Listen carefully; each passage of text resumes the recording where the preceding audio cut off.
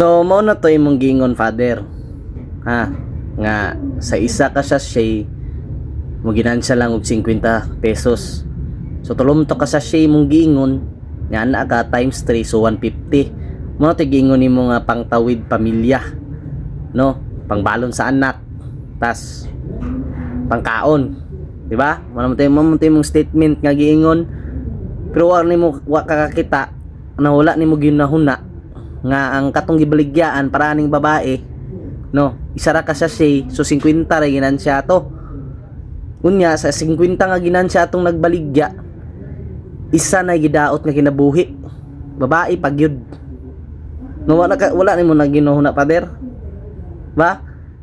Na imong statement dito na kay kaila o na kay kakilala, wala nimo badunga, imo nang gitolerate kay lagi sa ingon nimo pangtawid pamilya, no, pangtawid gutom, pangbalon, pastilan. Isa lang kung maingon si mga father, ay kabuang.